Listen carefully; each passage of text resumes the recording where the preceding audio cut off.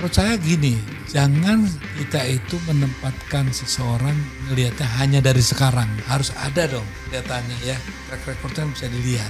Kalau saya dari pertama saya udah nggak yakin gitu loh. Itu bisa tanyakan. Terhadap Jokowi? Iya, udah bilang bahwasanya dicek mungkin ya. Iya. Tapi kalau cerdas itu, kecerdasan itu biasanya harus ke wilayah positif ya. Kalau dia memang kelicikannya tinggi, jadi memang betul-betul dia tahu. Sekarang aja orang pada mau merapat-rapat ke Prabowo semua. Oh, Dasko aja luar biasa didikan. Saya kasihan, makanya saya bilang sama Dasko, mudah-mudahan I congratulate. Cuman ya, be careful aja gitu ya.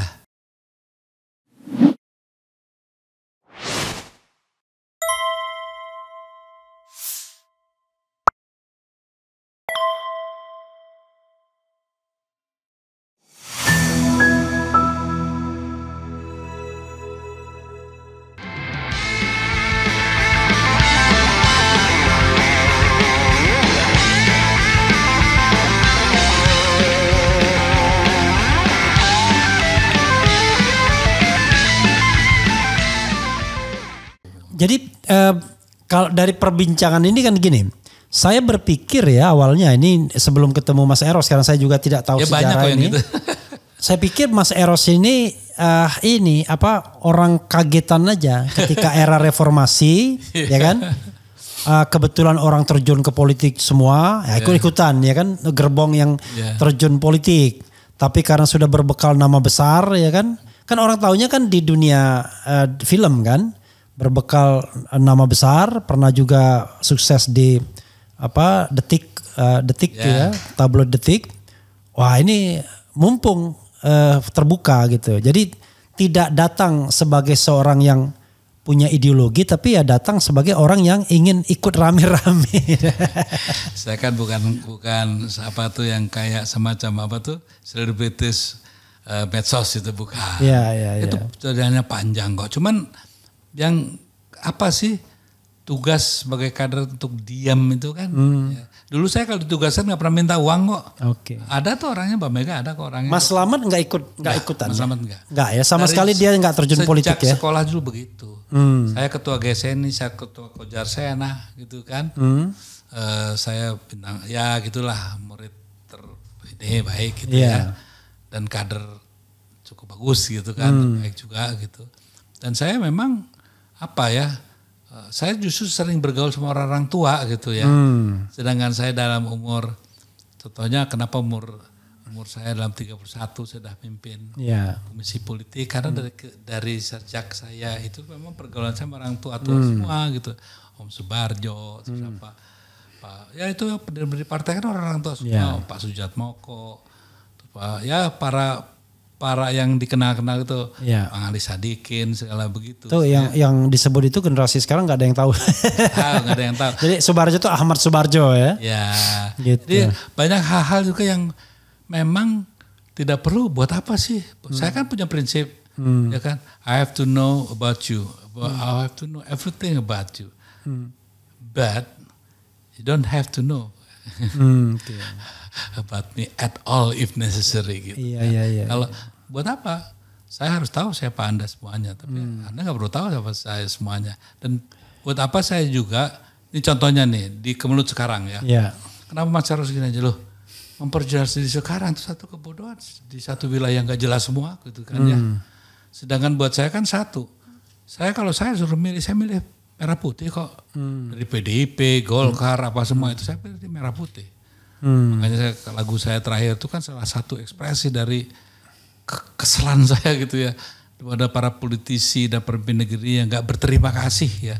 Pemberian Tuhan yang begitu Mas dahsyat. Eros, ada satu yang kadang-kadang dalam politik kita gak bisa dikompromikan ya. Antara Islam dan nasionalis. Ya, antara so-called disebut politik kanan dengan politik yang kiri, menengah kiri. Bahkan dari dulu ya begitu-begitu aja. Unfortunately kadang-kadang yang menyatukan itu pragmatisme aja. Atau petualang yang menyatukan. Atau uang yang menyatukan. Dan kadang-kadang selalu begitu. Ya kan? Misalnya kalau kita bicara tentang Amin Rais dulu. Kan tidak pernah bisa kelompok kiri diyakinkan bahwa Amin Rais itu akan menjalankan politik yang jauh lebih nasionalistik misalnya. Dia memake up dirinya sedemikian rupa dengan PAN dan lain sebagainya, tetap aja. Ya kan, Amin Rais. Sekarang barangkali generasi yang lebih muda Anies Baswedan. Dia mau 5 tahun di Jakarta, ada BOTI, bantuan operasional tempat ibadah dan lain sebagainya. Dia didukung oleh kelompok-kelompok non-muslim misalnya. Tetap saja. Yang diingat adalah pas saat kampanye itu, bukan yang 5 tahunnya. Tapi sebaliknya,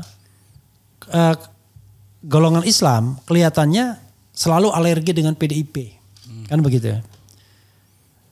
Kenapa? Itu satu. Yang kedua, sekarang kita dihadapkan pada situasi sangat mungkin yang menjadi oposisi itu hanya PKS dan PDIP.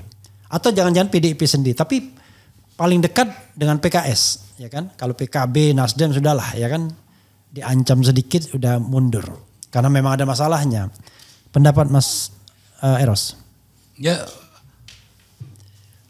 pengkaplingan ini, ya.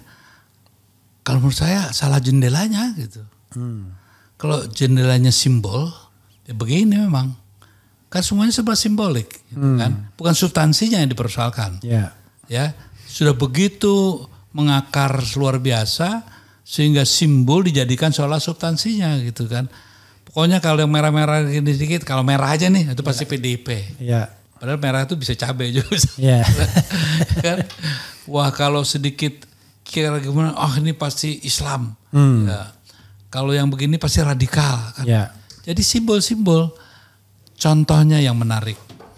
Kalau memang pendekatannya ideologis, aneh kan seorang Anies Baswedan yang dikatakannya sangat radikal Islam atau Islam yang agak garis keras itu, menandatangani masalah kepercayaan dimasukkan di masalah sejak Menteri Indonesia berdiri gitu ya, kan baru si Anies ya, yang sebagai menteri dia menulis menyetujui kepercayaan dimasukkan juga ke dalam. Kan aneh. Kalau pendekatannya simbol tetap aja begitu, kalau ideologis aneh nih ya. Jadi yang mana nih sebetulnya? Contohnya partai ini adalah nasionalis yang mana?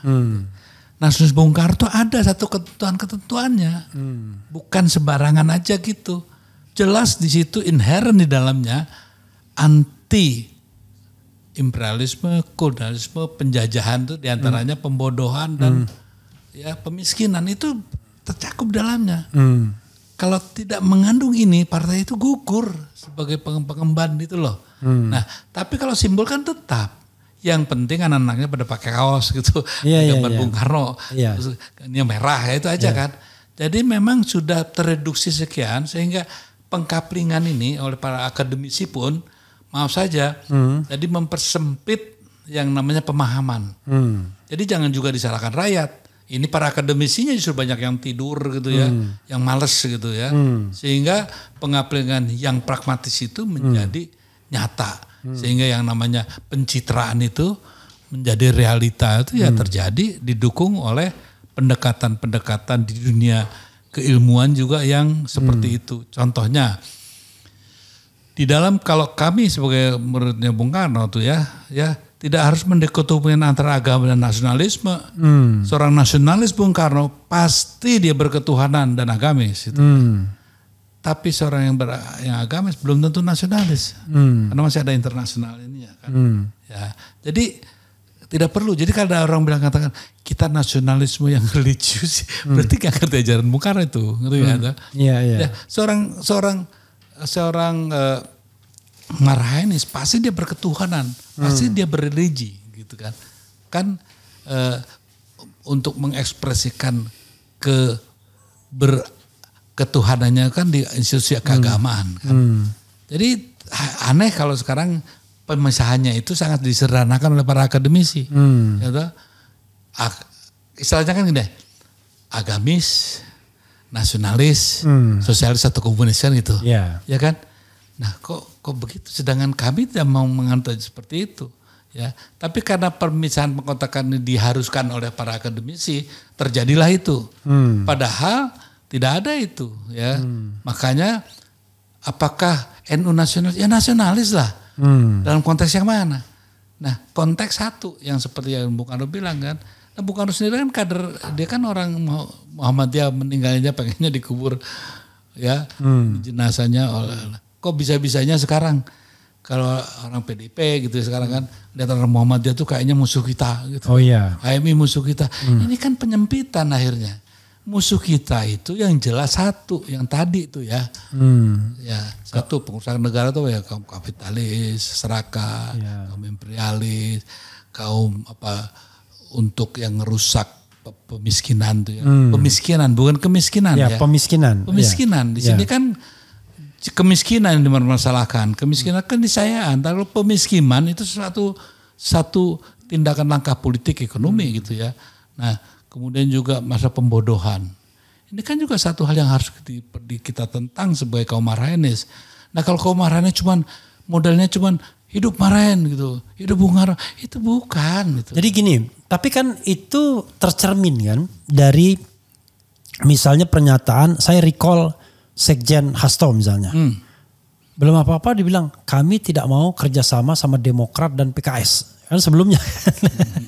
Kalau Demokrat saya paham lah ya kan, ada soal-soal yang barangkali sisa sejarah hubungan kan antara Bu Mega sama SBY.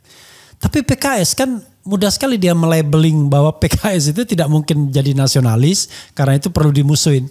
Sekarang ketika kebutuhannya untuk beraliansi melawan katakanlah pemerintahan yang bakal otoriter kalau tidak ada kontrolnya, kan jadi bingung jadinya. Ya kita kan gini lah, apakah seorang Hasto itu representing dari ajaran Bung Karno? Ya, enggak lah ya. Ya dia ya sekjen lah juga, dia masih perlu kembang gitu ya.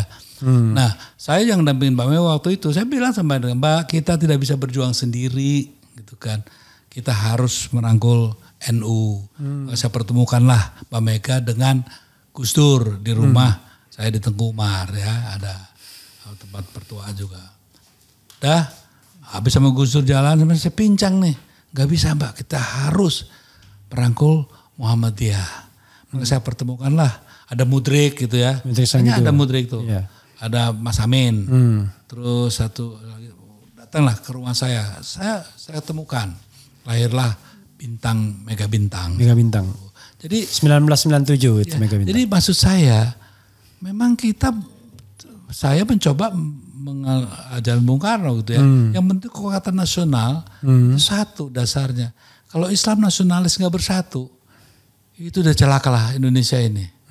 Kalau dalam pengertian pengelompokan ya, walaupun kita pisahkan dalam pengertian yang saya utarakan tadi, tapi itu kan core ya, core of the yang namanya kekuatan dan energi rakyat Indonesia itu di situ. Saya kasih contoh misalnya, isu yang berkembang kalau balik lagi ke Pilkada DKI awal tadi.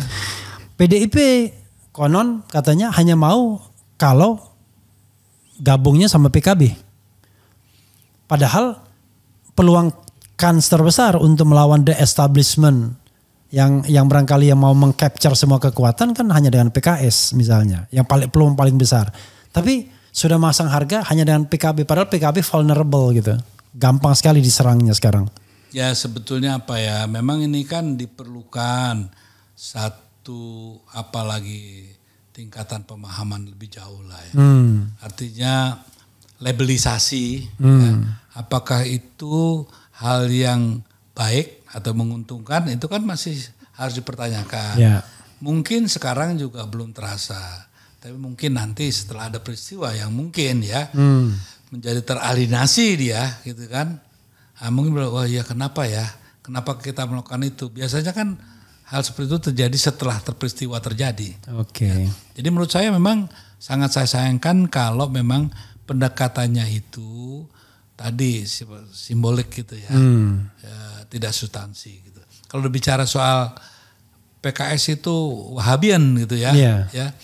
Kalau saya lihat ketua yang sekarang itu sudah mulai memerah-merahkan diri gitu ya.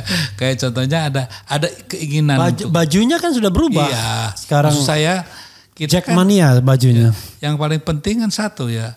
Apalah kemampuan kita ini ya sebagai partai kalau tidak ada kekuasaan di tangannya gitu kan. Artinya merebut kekuasaan itu menjadi salah satu pentingnya mark-forming itu ya. Kemudian baru ada setelah mark-forming ada baru makan bending. Masa nggak tahu itu gitu sebagai. Jadi ya bergabung dengan siapapun kemenangan diraih asal satu tidak menjual ideologi. Nah dalam konteks itu apakah dengan bergabung PKS menjual ideologi? Ya artinya ada kesepakatan ideologis yang dilanggar. Kalau kebutuhan politik praktis ya pragmatis, ya kan tidak selama tidak menjual ideologis kan nggak masalah. Karena apa? Yang dilawan ini siapa dulu? Ya. Kalau ngelawan Buto Cakil diperlukan juga kita berkolaborasi bersama Buto Gala ya. Ya harus lakukan gitu kan. Nah, tapi kalau memang sifatnya prinsipnya sudah berbeda ya, artinya ini masalah keyakinan. Keyakinan kan bukan ideologi. Yeah. Kalau keyakinan orang kan ya keyakinan saya udah harus didiskusikan. Karena di wilayah politik itu bukan keyakinan yang diberlakukan ya, tapi hitungan segala semua yang rasional, objektif gitu kan. Mas, mana yang Mas Eros sarankan ya sebagai kader PDIP sosiologis, bukan formal administratif. PDIP berdiri di luar pemerintahan atau gabung ke pemerintahan? Satu hal ya, sebetulnya bergabung dan tidak bergabung itu tergantung dari apa peran dan fungsinya ya. Kalau bergabung nggak ada fungsinya juga buat apa ya kan? Kalau di luar nggak ada fungsinya juga buat apa? Ya, yang paling parah itu di tengah-tengah nggak ngerti apa-apa gitu kan? Ya yang paling masuk akal bergabung itu artinya diberikan kursi kabinet kan selalu begitu kan? Ya. Diberikan kursi kabinet, mungkin juga nanti komisaris BUMN, mungkin juga nanti jabatan-jabatan lainnya. Untuk sekarang ya satu hal. Kalau untuk pendidikan politik ya bergabung itu check and balance juga jadi hilang kan ya. Ya, yang mungkin tidak bergabung dengan memperkuat garis check and balance, why not itu kan. Tapi kalau bergabung dengan kesadaran bahwa itu menghilangkan check and balance, ya terus gimana nih? Ya udahlah kita nggak usah pakai demokrasi lagi lah gitu ya. Jadi nggak usah sok ngomong demokrasi, ayo kita bicarakan. Nantinya satu harinya ada satu partai aja lah, nggak usah banyak partai. Oke, jadi maksud Mas Eros ya kalau kebutuhannya check and balance ya harusnya nggak bergabung gitu ya? Ya kalau check and balance ya dengan benar nggak apa-apa juga kok gitu ya. Kalau menurut saya, setahu saya sampai hari ini I might be wrong ya, tapi mungkin ada yang lebih tahu dari saya tentang PDIP ya silahkan. Kalau menurut saya Mbak Mega itu nggak punya masalah apa-apa yang membawa ya. Rasanya nggak pernah tuh Gerindra atau Bowo dimasalahkan itu. Yeah. Mungkin terhadap Pak Jokowi ya mungkin ya berbeda. Ya.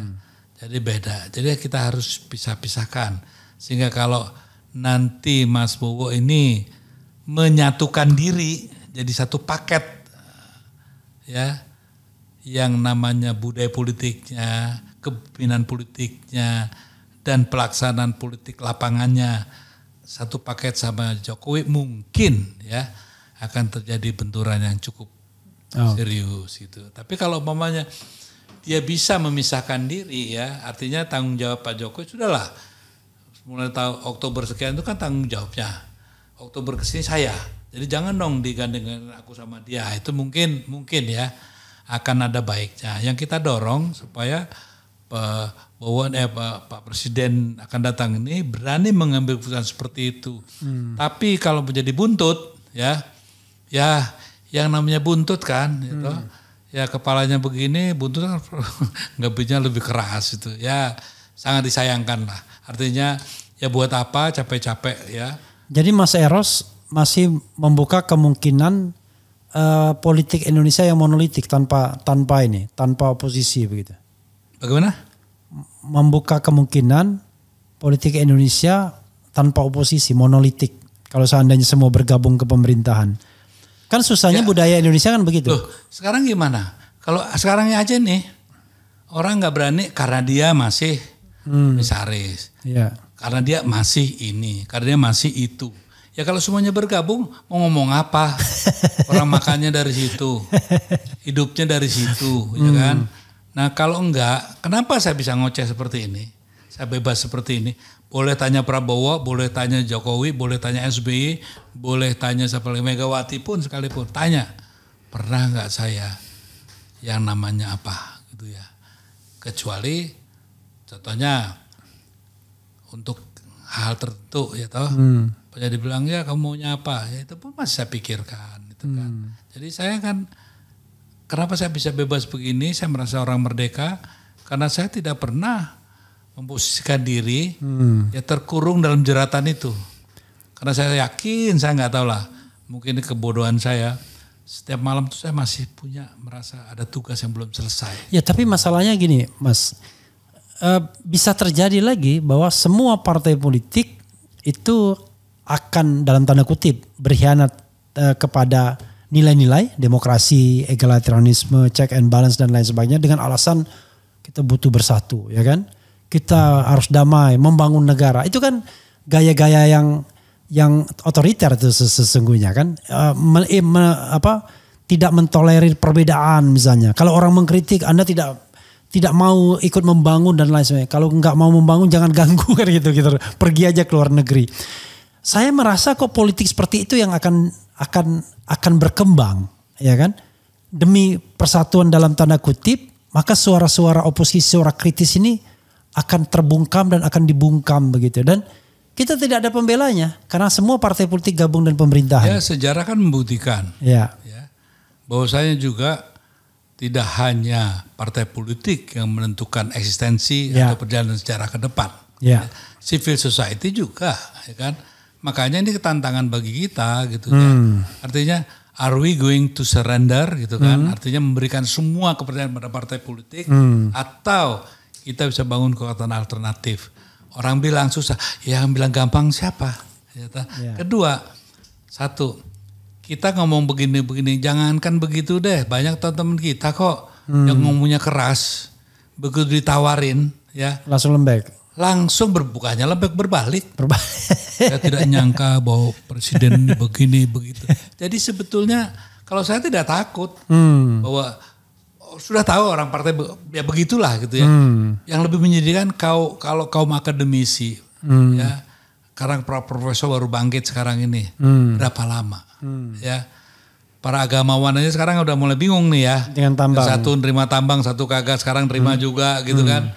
Ya, jadi hal ini yang sebetulnya menjadi pemikiran keprihatinan saya yang lebih dalam daripada kelakuannya para politisi ya di partai-partai. Karena memang sudah semacam apa ya, bangunan yang kita tahu hasilnya minimum 70% bisa ditebak. Iya, maksudnya artinya kan secara individual Mas Eros kan memang tidak punya kekhawatiran, ya kan? Karena tidak punya ketergantungan baik secara ekonomi, politik, sosial kan kepada siapapun. Tapi kan kita bicara tentang generasi ke depan yang barangkali masih bergantung secara ekonomi, negara ini baik atau enggak, ada kerjaan apa enggak, secara politik juga begitu, secara sosial juga bergantung kan. Kalau kita ngomong pribadi kan struggle, kita bisa struggle sendiri. Tapi kan banyak orang-orang yang tidak memiliki kemewahan. Makanya itu. Saya senang Anda nanya gini. Ya. Saya senang. Artinya kan Anda dengan pertanyaan ini Anda menyatakan sebetulnya ya, bahwa this country run by whom gitu kan. Iya, iya. Bukan hanya Jokowi. Orang nyari kerjaan kemana sih? Iya. Ke pabrik-pabrik kan. Ke apa sih? Siapa yang punya siapa mereka itu semua? Iya, iya. Jadi maksud saya, apakah kita tuh hanya memasarkan Prabowo dan Jokowi? Apakah yang tidak lebih jauh dari itu? Siapakah yang sebenarnya running the country? Siapa sih yang megang minyak sawit? Siapa sih yang megang minyak tanah? Siapa sih yang megang kedelai? Siapa sih yang megang ini? Siapa yang itu? So, kalau semuanya itu di tangan siapa? Negara. Come on, kita tahu lah Bung Arun ya. Iya. Kita tahu. Nah, jadi artinya perlawanan kita tuh tidak bisa kasarannya secara emosional saja, dipancing kita digiring, seolah-olah problem utamanya ini, padahal enggak.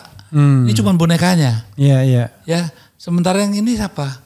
Ya, contohnya ada kawan saya juga yang baru ini ya, baru aja masuk wilayah udah jadi wah luar biasa kayaknya gitu kan. Kalau nggak sebut nama kan nggak etis ya. Tapi begitulah dan mereka mengendalikan semua. Sekarang ini deh, emangnya harga beras semahal ini ya enggak lah. Enggak lah. Nah, apakah kedelai, apakah ini semua kita investigasi. Anda bayangkan kekuatan mereka seperti apa. Per day berapa triliun yang masuk ke mereka dan berapa triliun yang kita ngemis ke mereka. Yeah. Nah ini kenapa nggak dibicarakan? Yang dibicarakan cuma bagaimana menggulingkan ini, menggulingkan itu. Emangnya kalau Jokowi digulingkan, gitu, selesai enggak? Iya. Tapi yang lebih penting kan saya bilang makanya gimana? Jokowi cuma simbolnya aja, ya. Tapi kekuatan yang real, gitu. Bagaimana contohnya? Saya orang yang sudah di tahun 75 sudah diberi pelajaran oleh Johan Xiang, gitu ya. Bahwa tahun sekian akan ada orang namanya ini yang akan jadi rajanya pengusaha-pengusaha di Indonesia, gitu ya. Jadi mereka siapa terencana. Johan siapa tadi? Apa? Johan siapa? Johan Xiang yang punya BUMN. Oke. Gitu. Johan Xiang. Johan Xiang. Oke. Ya, jadi mereka tuh tertata. Waktu mereka tersingkir di BLBI, mereka juga tidak bodoh. Makanya saya bilang biarin aja mereka seolah-olah memiliki, tapi kita yang menguasai dan itu terjadi. Kita seolah-olah memiliki tambang, yang nguasain siapa? Gitu kan? Nah, kita seolah memiliki subur ijo ruyu apa siapa? Nggak ada, mereka kok semuanya gitu. Nah masa ini nggak terpikirkan. Nah kalau kita bergerak dibilang rasialis. Oh enggak, kalau bilang rasialis sorry ya. Saya sih ketua pendiri dan Dewan Pembina yang namanya Bhinneka Tionghoa Nasionalis Indonesia. Ya jadi kalau bilang rasialis enggak. Tapi kan ada segelintir dari mereka yang mengatasnamakan rasialisme sebelumnya mereka beroperasi di balik itu, ya sehingga seolah-olah kalau kita menyerang kita yang rasialis, padahal mereka sangat rasialis. Mana pernah sih, ya toh mereka bersatu kok gitu ya. Nah kita aja yang bodoh nih, dikasih partai ini ributlah sendiri, mereka kongkowan terus. Oke, pertanyaannya adalah sekuat apa Prabowo bisa more independent dibandingkan Jokowi terhadap mereka? Di sinilah kita nanti rapornya Prabowo ditentukan. Nah makanya saya bilang bahwa memang kenapa sih janganlah Ban Serap ini jadikan burden itu kan. Siapa sih Gibran itu kan ya. Ya kan, tapi kita sekarang mau apa ini gitu. Kalau kita cuma memperolok-olok aja nggak selesai lah ini ya. Tapi bikinlah satu blueprint yang benar gitu kan. Bahwasanya masa sih sekarang kekuatan real bukan di kita, masa nggak sadar-sadar juga gitu. Kita menentukan apa sih? Menentukan apa? Beras, kopi, apa you name it lah. Apa? Nikel. Emangnya kita? Enggak lah gitu. Nah ini yang harus disadarin dulu. Baru kita bisa bersatu. Kalau kita punya musuh bersama, baru bisa bersatu. Kalau musuhnya Jokowi masih ada yang bela. Tapi kalau satu itu, yakin kita sama-sama dimelaratkan kok. Ya. Pemiskinan negara oleh penyelenggara negara terjadi. Yang diuntungkan siapa? Perusak negara. Nah kalau itu jadikan musuh bersama mungkin akan berbeda cara kita bergerak, melawan dan bermain. Dari beberapa pernyataan termasuk Mas Eros tadi, Prabowo punya kegeraman soal yang soal monopolis dan lain sebagainya. Enggak membaca itu, ngapain saya ngomong di sini? Iya. Maksudnya I trust him. Iya. Going to do that. Iya. I trust him. Oke. Sampai ada bukti I don't trust him anymore kan itu. Saya yakin sampai kemudian sebaliknya. Ya karena apa? Karena saya balik. Kalau saya balik, saya nggak percaya sampai sebaliknya. Ya tapi gini. Saya kan tidak baik ya. Belum apa-apa sudah menjudge ya. Enggak menjudge. Sementara ada bakat-bakatnya. Iya. Kecuali gak ada bakat, saya bilang udah deh jangan deh. Nah ada bakatnya karena apa? Saya ingat seluruh konversasi yang saya lakukan sama dia. Masa bisa hilang begitu saja, saya tidak yakin. Contohnya, Mas Eros gak bisa gitu dong. Banyak orang lupa, iya. Ya. Tapi banyak juga orang yang juga begitu, gitu kan? Kenapa? Dia juga tidak mau memperbaiki nama harum keluarganya kan perlu. Masa capnya cuma toko PRRI? Ya, kan itu kan nggak mungkin ya. Masa dicapnya sebagai orang pengkhianat yang menangkap Pangeran Diponegoro, pembawa lari uang segala begitu, ya kan? Dia ingin dong ada seperti itu. Dan dia tahu kok satu hari pernah ngomong sama saya gitu, gila nih Ros kita, apaan tuh mereka, kayak gitulah mereka, kata mereka dan kami itu kan sudah cukup buat saya. Artinya saya kok tetap yakin bahwa hal itu kok masih ada tersisa. Nah, walaupun kemenangan dibantu oleh mereka juga. Loh, dalam politik kan biasa gitu kan. Oke. Kalau dia bisa, contohnya kalau dia Jokowi aja bisa begitu ya. Dia sudah diberi contoh. Percaya nggak sama orang yang sudah begitu? Bisa dipercaya nggak? Apa juga akan dipercaya juga? Dulu dia bisa terhadap A, terhadap B kan mungkin aja bisa terjadi terhadap C, gitu kan. Sekarang korbannya mungkin Mbak Mega. Satu hari mungkin si Bowo kan gitu ya. Masalah itu nggak terpikirkan pastilah. Kan Prabowo itu nggak sebodoh itu. Banyak orang yang terlalu mengunderestimate. Ya kalau soal controlling emosi iya gitu kan. Tapi mungkin dengan umur dan faktor-faktor yang lain bisa saja berubah kan. Nah, saya sebagai teman yang mendoakan yang baik gitu kan. Walaupun memang tidak mudah ya. Tapi saya kenal contohnya gini deh. Saya pancing nih. Anaknya Hashim itu kan ya pada umumnya sama saya dekat lama om segala gitu ya. Saya pancing ini dia enggak decent gitu ya. Saya dulu orang yang merobek kontraknya si Happy sama Bowo ya. Untuk untuk ada satu impor tertentu gitu ya.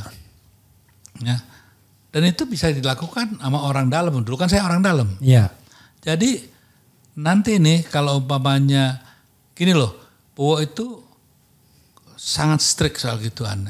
Saya nggak yakin seorang bilang kan nanti yang akan memerankan ini semua adalah Hashim. No, tetap Bowo karena Hashim juga sangat menghormati kakaknya ya. Dia nggak berani lah kalau Bowo ngomong ini. Dibentak Bowo juga pasti diam gitu ya. Bahwasanya mungkin untuk yang lebih luas, desain ekonomi mungkin derajat Diwandono ya. Mungkin yang akan lebih bermain. Nah tinggal tergantung orang-orang itulah. Kalau menurut saya sih knowing the family gitu ya.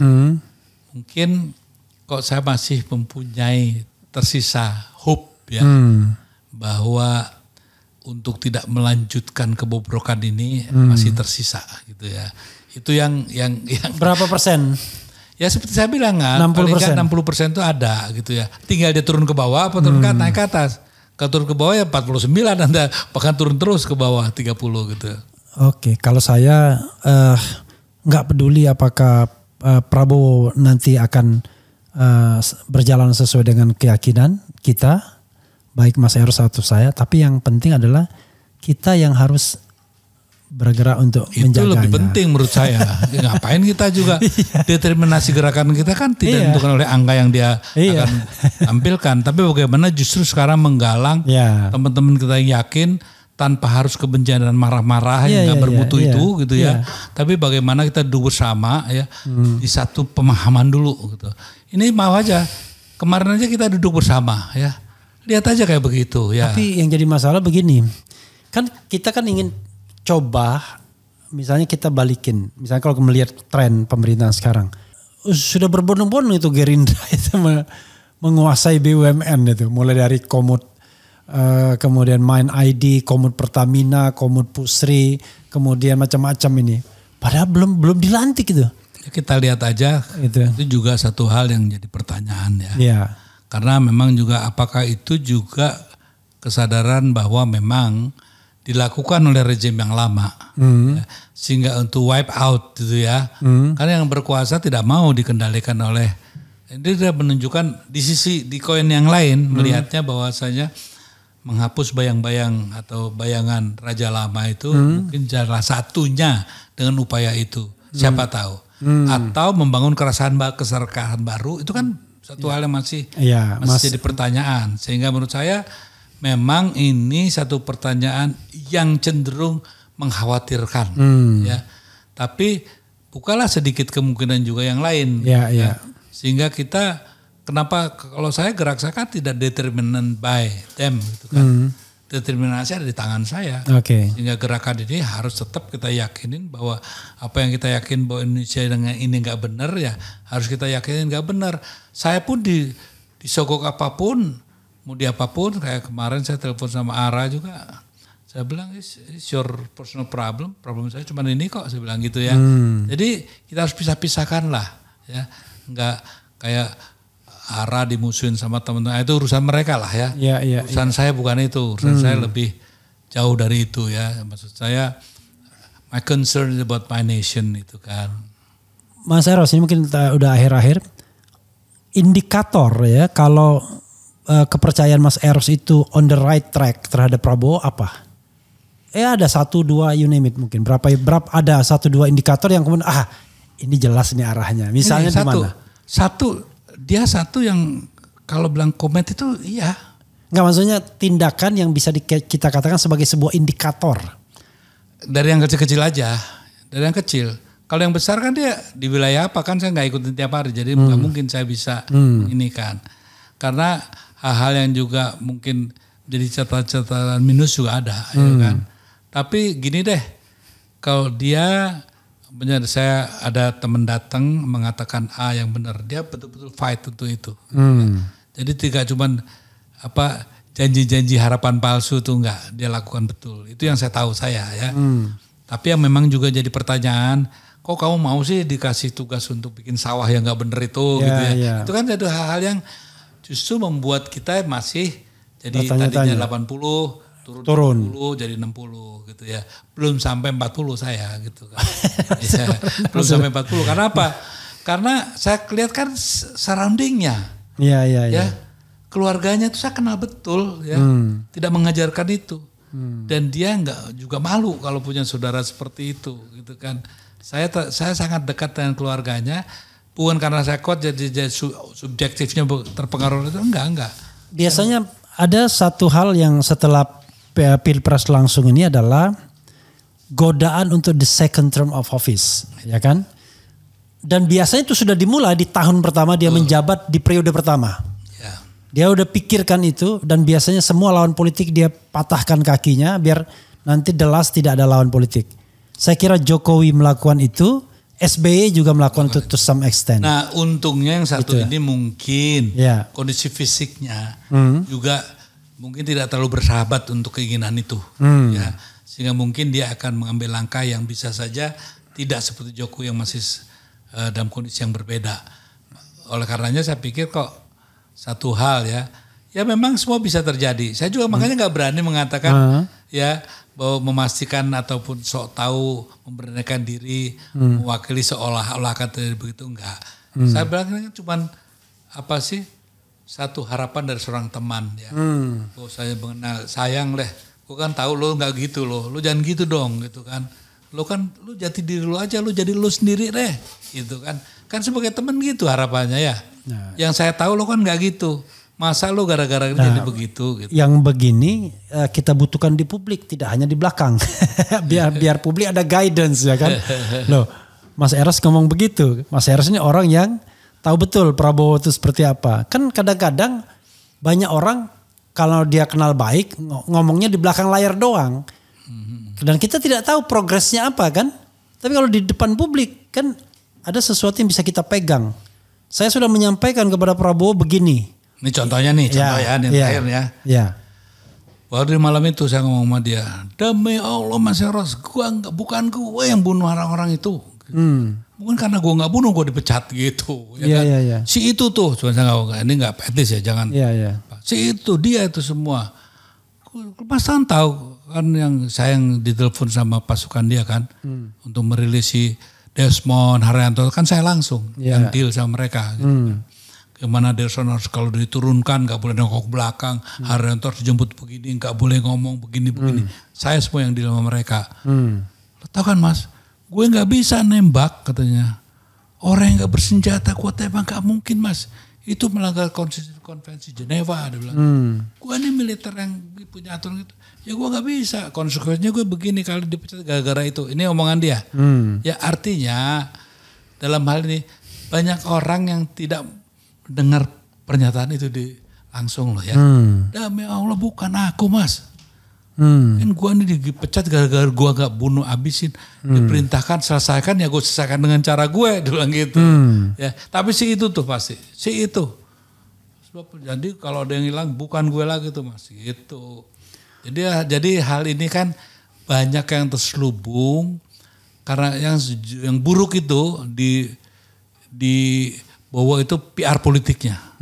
Sangat buruk menurut saya ya. Juga di Mbak Mega juga kan gitu kan. PR politiknya jelek sekali menurut saya gitu kan.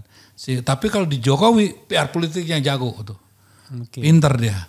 Mengolah, dia tahu zaman medsos perkembangannya gimana. Ya mungkin bedanya adalah Jokowi orang yang mau mendengar masukan. Masukan konsultan komunikasi politiknya. Tapi Mbak Mega sama Prabowo orang yang tidak mau mendengar orang lain. Ya saya rasa itu salah satu juga hal yang. Atau orang nggak berani menyampaikan. Ya yang ini kan satu. Sebetulnya apa ya. Ya sebenarnya saya nggak enak. Ini kan presiden kita pun masih presiden kita ya. Ya. Sebenarnya bilang bahwasanya licik mungkin ya. Gitu. Ya. Tapi kalau cerdas itu ya. Kecerdasan itu biasanya kan harus ke wilayah positif ya. Ya. Kalau dia memang kelicikannya tinggi. Jadi memang betul-betul dia tahu. Dia tahu gitu. Walaupun dia punya kartu as, dia bilang, wah kok kartu saya cuma 2 semua nih. Iya. Gitu. Jadi memang dia orang yang bisa bermain seperti itu. Sementara Mbak Mega dan Prabowo ini aktor yang kurang nggak bisa dapet citra dia gitu ya. Karena nggak bisa memainkan peran yang sangat luar biasa gitu kan. Ya, tapi mungkin juga orang keseganan orang. Saya kan punya pengalaman misalnya. Ya. Ngobrol sama saya Mbak Mega belum pernah, bayangkan. Tidak punya saya kesempatan untuk ngobrol sama Mbak Mega, tapi sama Jokowi, Prabowo, SBY pernah. Kelihatan betul. Ya. Kalau Jokowi itu orang yang kita ngomong panjang pun dia dengerin. Iya. SBY dia ngomong duluan panjang-panjang, baru kita sedikit. Nanti dia lagi kita panjang. Prabowo kita mikir-mikir ini orang lagi happy nggak? Iya. Kalau kita mau ngomong itu nggak bisa anytime, tergantung moodnya dia. Kan susah kalau ada pemimpin yang misalnya saya kita kasih masuk. Paham ya, memang ini satu apa ya, nggak tahu negeri ini punya dosa apa gitu ya. Iya. Kok setiap ada pemimpin baru ya pasti ada hal yang nggak gitu ya. Contohnya apa? Di saat itu juga negara yang begini besar, Gus Dur yang waktu itu masih dalam keadaan kurang sehat gitu ya, bisa jadi presiden kan. Lalu orang yang maaf aja yang ya menurut saya sih pengalamannya seharusnya belum mencukupi gitu ya. Dia learning by doing itu kan dia lakukan ya. Tapi pada saat jadi presiden pertama kan kayak Pratikno. Kan Anda juga pernah jadi staf susnya. Iya 4 bulan. Kan? 4 bulan. Iya banyak blendernya kan kayak gitu. Saya juga membantu dia supaya gitu ya. Tapi ya sudahlah. Menurut saya gini. Jangan kita itu menempatkan seseorang ngelihatnya hanya dari sekarang. Gitu ya. Harus ada dong kelihatannya ya. Track recordnya bisa dilihat. Kalau saya dari pertama saya udah nggak yakin gitu loh. Itu bisa tanyakan oleh Mbak Mega. Terhadap Jokowi. Iya, saya nggak yakin. Karena apa? Karena menurut saya karena juga belajar masalah acting segala gitu kan. Saya lihat ada hal-hal yang tulus, yang tidak, apa kan bisa terbaca dengan baik gitu kan. Dan saya tanyakan kepada orang dekat saya, cara saya menyelidikin orang kan tidak langsung gitu aja. Saya selidikin ininya apa, orang pegawai dekat-dekatnya, teman dekatnya, semua saya sudah record semua. Sehingga saya bilang sama Mbak Mega, please be careful gitu. Dan hari pertama aja dia sudah lonely ya. Waktu dia memberikan kekuasaan itu kan jam 7 pagi yang 2014 itu kan. Wah semua pada kumpul di Kebagusan. Baru jam 8 aja semua udah kosong. Tinggal yang tinggal anak saya, terus apa itu, si Rini sama Kapolri yang dulu tuh orang Banten tuh ya. Mana yang lain semuanya udah ngiriin Jokowi. jadi memang. Dan itu khas Indonesia kan. Sekarang aja orang pada mau merapat-rapat ke Prabowo semua. Oh, Dasko aja luar biasa diinikan. Jadi saya kasihan. Makanya saya bilang sama Dasko, mudah-mudahan I congratulate. Saya bilang ini cuman ya be careful aja gitu ya. Ya saya bilang. Apalagi kalau orangnya masih muda, masih ganteng, masih apa. Itu godaannya lebih banyak lagi. Iyalah. Jadi kaya, berkuasa, gagah, ganteng, bahaya itu. Itu. Mas Eros, ini terakhir ya, cuma trivia pertanyaan ringan. SBY atau Mega? Untuk apa? Milih aja. Preferensi. SBY atau Mega? Ya. Dalam konteks apa? Dalam konteks pribadi Mas Eros, in general. Itu bukan satu pilihan yang harus saya nyatakan. Oh. Iya. Karena saya dengar Luhut mau dia. Luhut ditanya gini, Jokowi atau Mega? Ya Jokowi lah, kan dia kan bos saya. Tapi begitu Jokowi atau Gus Dur. Gus Dur. Oke Mas Eros mungkin gak mau begitu.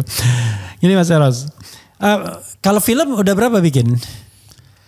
Sebetulnya saya di belakang layar ya sebagai untuk memberikan masukan teknik segala gitu di teater populer sering lah ya. Dan belajar di situ sekaligus menjadi mentor juga pada akhirnya gitu kan.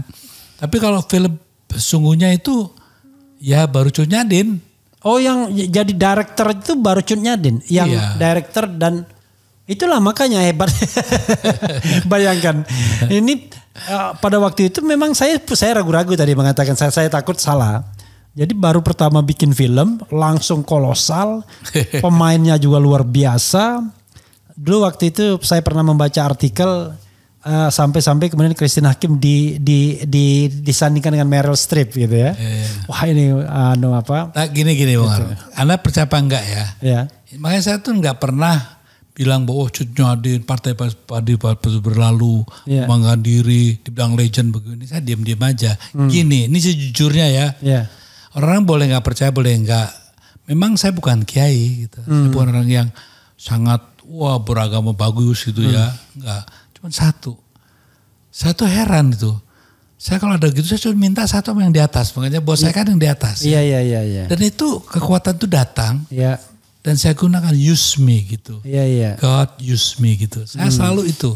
Makanya waktu kenapa saya masalah badai pasti berlalu dicolong begini begitu, saya diem aja gitu. Karena sebenarnya saya tuh tidak mau begitu juga famous yang diberikan oleh Cut Nyadin. Saya nggak biasa-biasa aja. Di rumah saya tuh nggak ada tuh citra satu pun saya simpen gitu kan. Karena apa? Kayak menurut saya nggak mungkin sih. Saya umur saya waktu 26 ya. Dengan kata-kata yang segitu nggak mungkin kalau nggak dikasih dari di atas itu loh ya. Jadi orang percaya apa enggak gitu. Kecuali Anda salah ya memilih Tuhan. Iya. Kalau saya minta apa aja insya Allah dikasih gitu, insya Allah ya. Artinya waktu itu semua orang bilang di Aceh pun ya setiap yang minta pasti mati. Gak pernah bisa bikin film itu. Ya saya minta sama Tuhan ternyata diberikan. Saya gak pernah yang namanya jadi pamret itu, gak pernah. Tapi the power, ya I ask him, ya use me gitu kan. Dan terjadi. Jadi kalau saya sekarang suruh ulangin lagi gak ngerti caranya gimana. Nah, ini kan ternyata jadi kayak tiban gitu ya. Nah, sehingga kadang-kadang saya sering malu sendiri. Saya datang ke sana dikira orang jago musik, saya malu gitu kan. Nah kalau saya merendahkan diri bilang katanya, wah tuh merendahkan diri biar meninggikan mutu loh. Kayak gitu, kenyataannya begitu. Makanya saya gak berani sombong. Kalau saya sombong saya takut nanti yang di atas. Oh gitu ya, oke. Udah sekian aja buat kamu kan itu. Nah makanya saya yakin melawan kekuatan besar pun waktu saya ngelawan Pak Harto banyak orang salah sangka.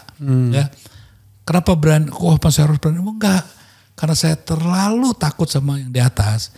Ya karena budu. Kalau rumah masa depan itu berarti bukan Mas Eros ya, saudaranya? Bukan. Tapi produsennya. Bukan.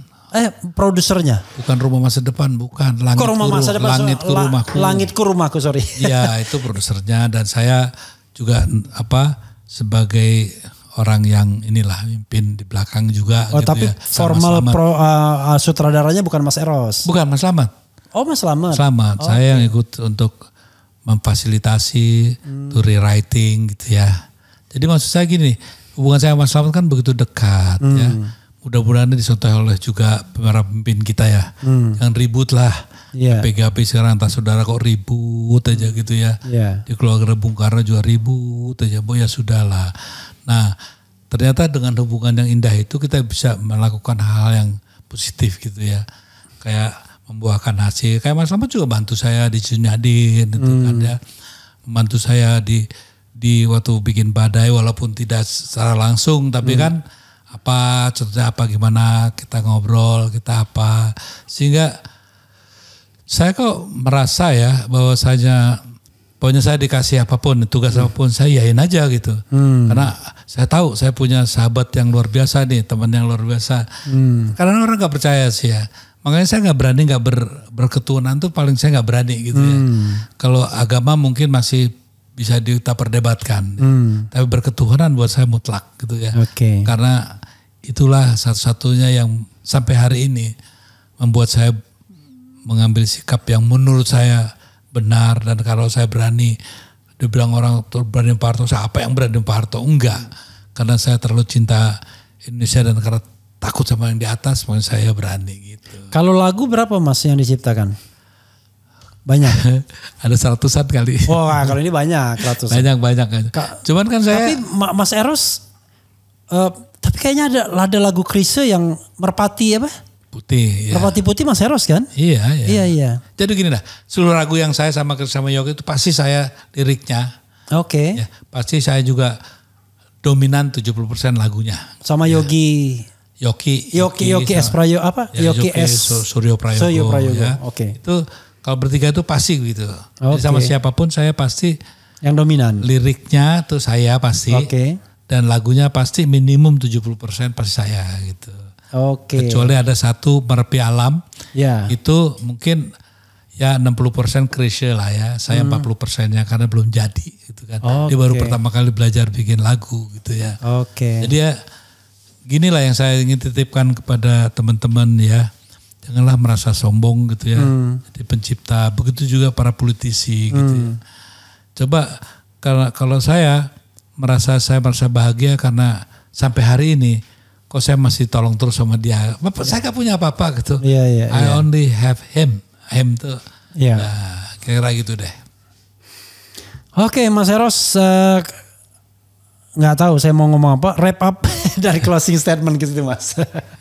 Closing statement Mas. Ya saya sih buat saya ini satu situasi di mana yang hilang itu harapan.